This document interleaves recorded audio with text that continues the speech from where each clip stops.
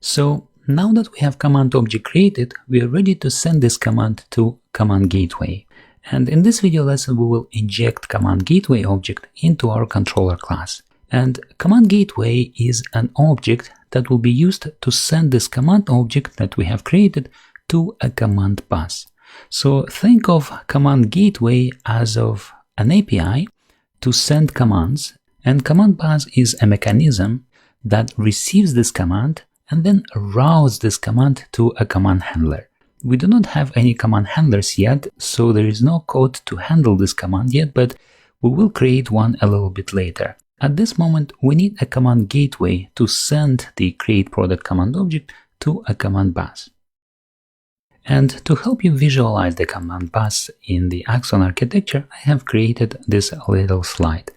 So command bus, which is highlighted in red, is a mechanism that dispatches commands to their respective command handlers. Each command is always sent to exactly one command handler, and if there is no command handler available for a dispatch command, then an exception will be thrown. Alright, so we can author-wire command gateway into our controller class, just like we did author-wire the environment object using property-based dependency injection. When we use author-wired annotation above the property, it is called property-based dependency injection. Or we can create a constructor for our controller class, and we can use constructor-based dependency injection. And for this example, I will use constructor-based dependency injection, and I will inject both environment object and the command gateway object into this class using constructor. So I will remove the author-wired annotation from the environment property, and I will make this property final. And now I will define a new property, which is going to be my command gateway. I will need to import command gateway. And now I will create a constructor for this controller class. Alright, so now when we have a constructor, we can put the author-wired annotation right above the constructor here.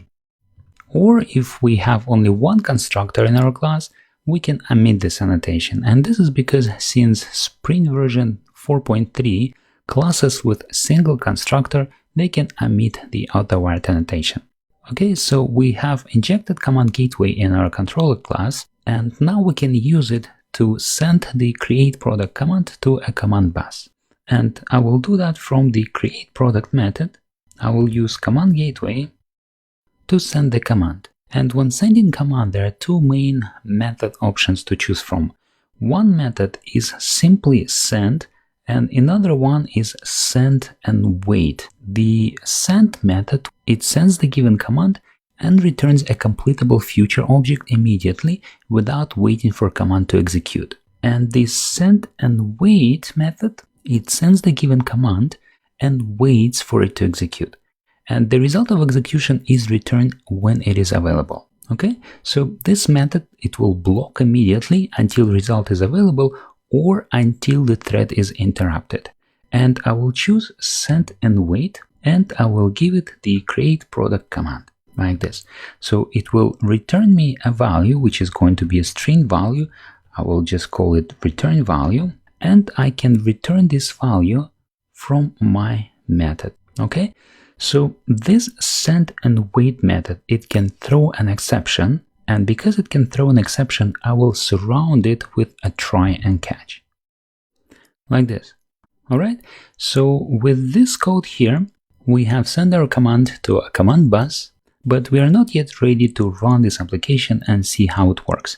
Let's continue and let's create an aggregate object to handle this command.